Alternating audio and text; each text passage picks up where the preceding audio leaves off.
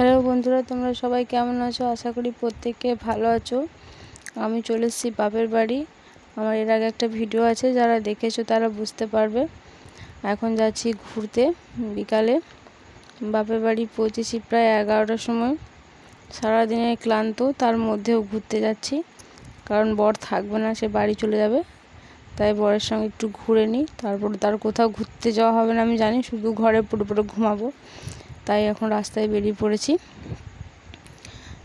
তারপরে তো তখন বাপের বাড়ি আসার পথে ভিডিও সেরকম বানানো হয়নি। সবাই ভাবে ছোট্ট কেন বানিয়েছে, তার কারণ হচ্ছে আমরা অনেক ভোরে উঠেছি, প্রায় 2:30টার সময় উঠেছি।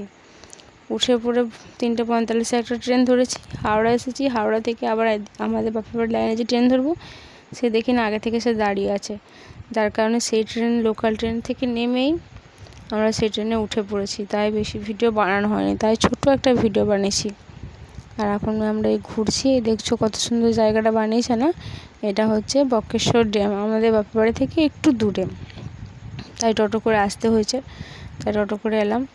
সবাই আছে, আমার ভাই, বোন, আমার বাবু, তারপর বাবুর বাবা, সবাই আছে, মানে আমার বর। এখানে ঘোরার একটু জায়গা আছে, চলো সিঁড়ি দিয়ে উপরে ওঠা যাক, তোমাদেরকে ড্যামটা একটু দেখাই।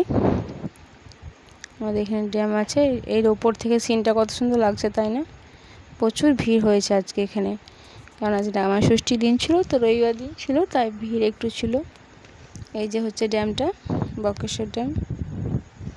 প্রচুর জল আছে এখানে।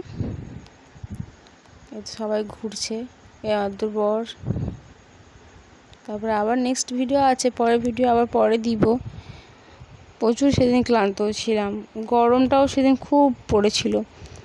ভোর উঠেছি, ঘুম নেই, এনে কিছু নেই, ভিডিও বানাতে এনার্জি করেনি। তাও বোনকে বললাম একটু বানিয়ে দিয়ে এসেছি তখন, কারণ আসার সময় তো অনেক কিছু ভেবে এসেছি, এখানে ঘুরবো ওইখানে ঘুরবো, কিন্তু জানি বাপের ঘর এসে পড়ে কোথাও ঘুরতেও মন করবে না, কিচ্ছু মনে করবে না, শুধু মনে হবে ঘুমায়, আর কিছু না, ওইসব মনে হবে, শুধু ঘুমাতেই মন হবে।